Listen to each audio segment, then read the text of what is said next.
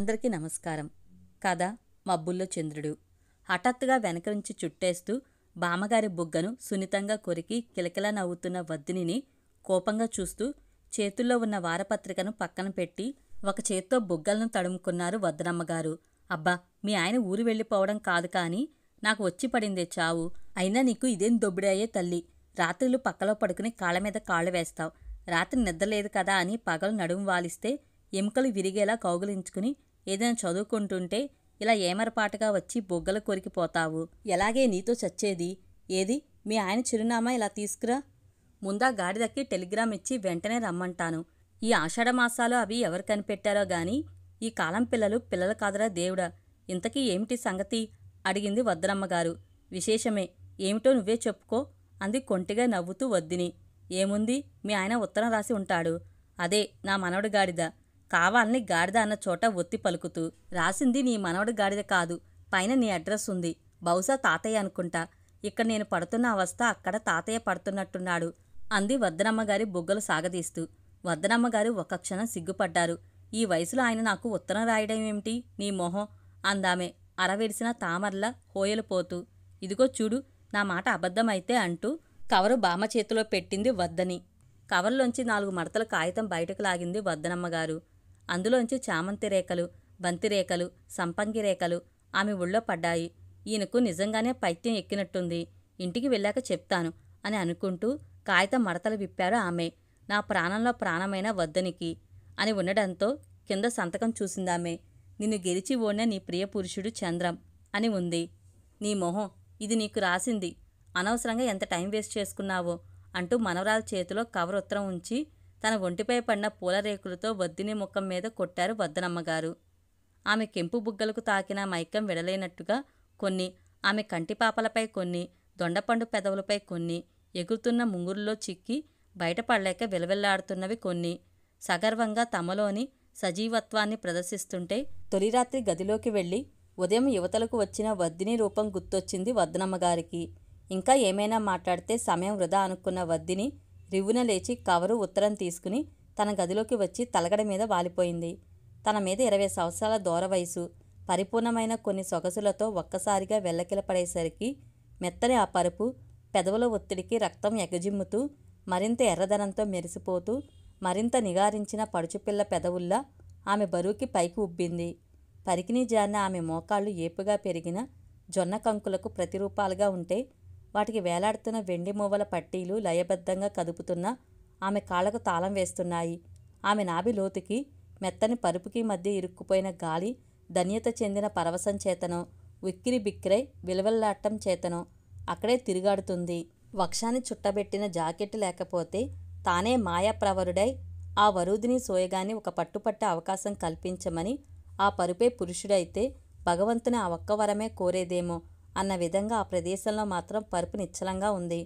మన్మధుని వింటి నుండి వెలువడిన కలువ బాణాల పరంపరల ఆమె చూపుల బాణాలు అతను రాసిన అక్షరాల లేళ్ల గుంపును వేటాడుతున్నట్టుగా పరిగెత్తసాగాయి. నీ శంఖపు మెడ మీద ముద్దులతో వ్రాయినది. శరీరానికి గాయమై రక్తం వచ్చి సలుపు పెట్టినప్పుడు కూడా ఎంత బాధపడలేదు వని ముచ్చటైన 3 రాత్రులలో మనసంతా తీపి గాయాలై శాపం పొందిన ఇంద్రునిలా బాధపడుతున్నాను. నా నరాల వీణలన్నీ తీయని అనుభవంతో తీరని సలపరంతో మరిన్ని మైళ్ళ పొడవు నాలో సాగి పేలిపోతాయేమో అన్నంత బాధ. ఎంతకాలం ఎక్కడ దాచావు ఈ సోయగాన్ని? అరే, ఊటబావి లాంటి నీ శరీరం నుంచి ఎంత సౌఖ్యాన్ని చేదుకున్నా తనివి తీరడం లేదని ప్రయత్నం చేస్తున్న సమయంలో ఏమిటి మన మధ్య ఎడబాటు? ఆ టెలిగ్రామ్ కూడా మన 3 రాత్రుల తర్వాతే రావాలా? అది జరగక ముందే వస్తే నువ్వేమిటో తెలుసుకుంటున్న నేను ఏ బాధ లేకుండా హాయిగా వెళ్ళిపోయేవాణ్ణి. ఎంతకన్నా ఎక్కువ ఆలోచిస్తే నా నరాలు తెగిపోయేలా ఉన్నాయి. అందుకే విజయవాడ రైల్వే స్టేషన్లోనే దీన్ని రాసి పోస్ట్ చేస్తున్నా. అమ్మమ్మకు నా క్షమాపణలు చెప్పు. 3000 రూపాయలకు డీడీ తీసి పంపుతున్నాను. ఆ డబ్బు డ్రా చేసి అమ్మమ్మకు ఇవ్వు. ఎందుకో గుర్తుందిగా, నేను వచ్చేసరికి అది నువ్వు కూడా రెడీ అయిపోవాలి. ఎలాగోలా సెలవు దొరకబుచ్చుకుని నీ సన్నిధిలో 4 రోజుల్లోగా ఉంటాను. ఉండనా మరి? నిన్ను గెలిచి ఓడిన నీ ప్రియ పురుషుడు చంద్రం. ఉత్తరాన్ని తాదాత్మ్యంతో ముద్దు పెట్టుకున్న వద్దని పరుపు మీద వెల్లకిలా పడుకుని ఒక కాలు సగం పైకి లేపి గుండెల మీద ఉత్తరాన్ని ఉంచుకుని దానిపై పమిట కప్పింది. అటు పై కవరు పరిశీలించింది. కవరు లోపల అతుక్కున్నట్టుగా ఉన్న డీడీని బయటికి లాగింది. దానిపై వద్దని పేరు రాసి 3000 అని వేసి ఉంది. అది పంపాల్సిన ఆవశ్యకతను జ్ఞప్తికి తెచ్చుకుంటూ గతంలోకి వెళ్ళింది వర్ధని.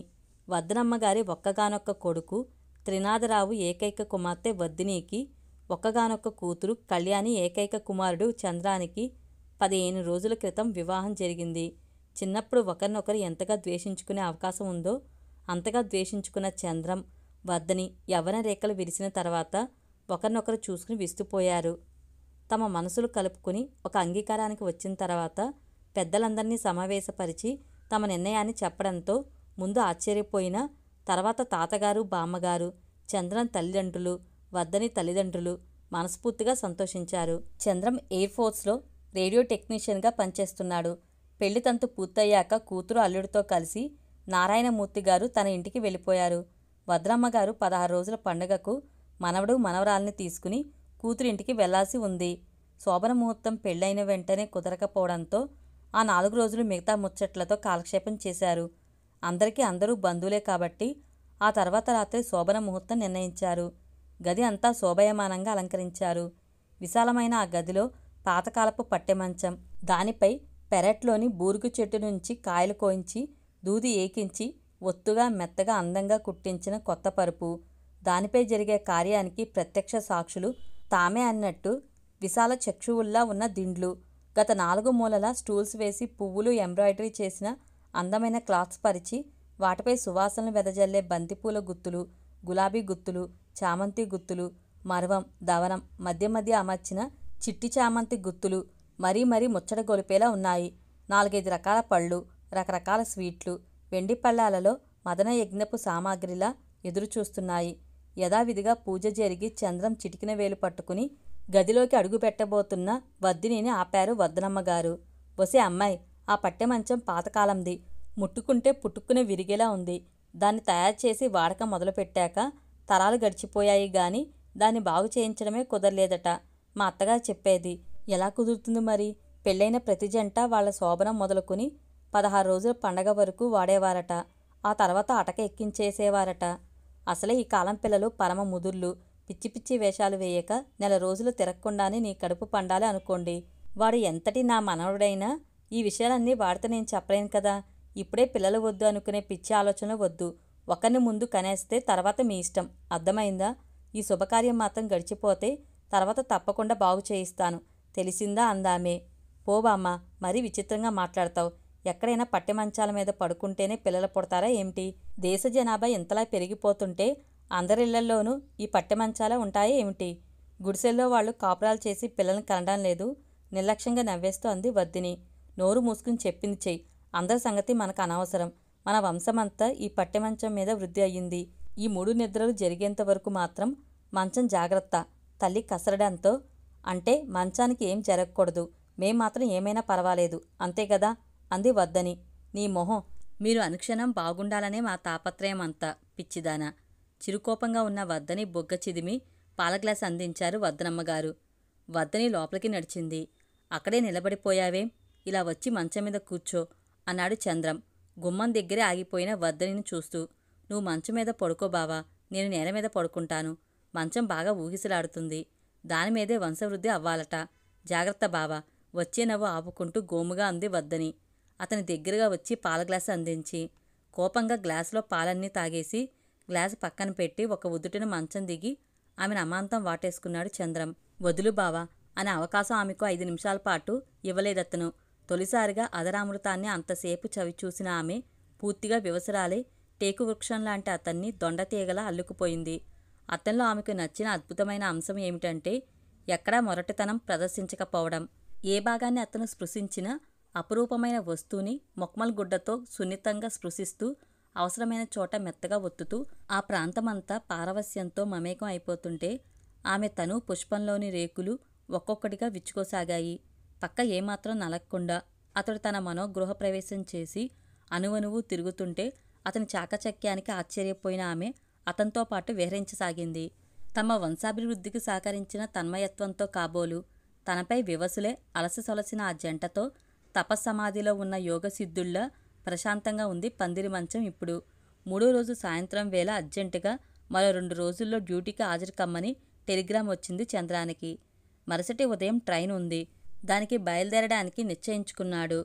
గత 2 రోజులుగా మంచం క్షేమంగా ఉండటంతో పాటు అటు ఏమీ జరగలేదేమో అనే అనుమానం ఒక పక్క ముల్లులా గుచ్చుతుంటే, ప్రతిక్షణం రోమాంచితమైన తన్మయత్వంతో ఏదో లోకాల్లో తేలిపోతున్న మనవరాలి కళ్ళల్లోని సిగ్గుదొంతర్లు అంతా సవ్యంగా జరుగుతుందన్న ఆనందాన్ని, సంతృప్తిని మిగిల్చాయి వద్దనమ్మగారికి.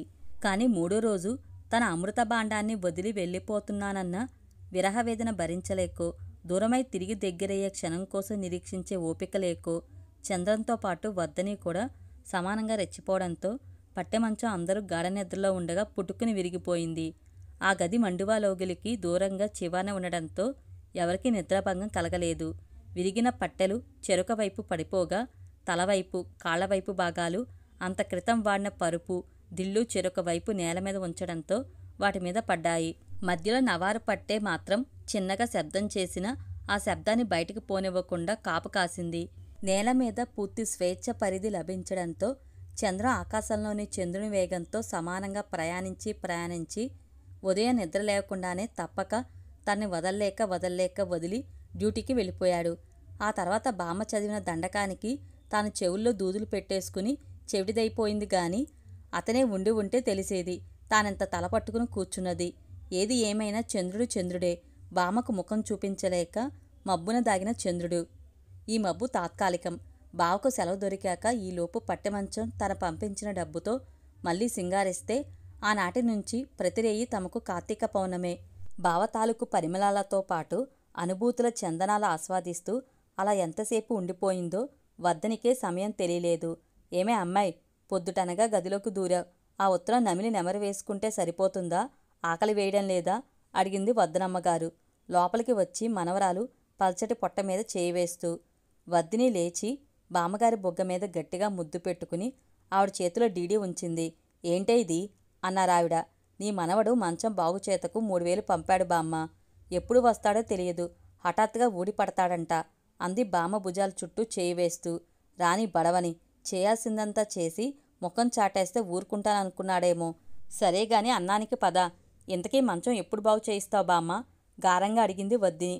ఆమె మాట పూర్తయ్యేలోగా వద్దిని తల్లి లోపలికి వస్తూ అంది. అత్తయ్య, వడ్రంగిని రమ్మన్నారట కదా, వచ్చాడు.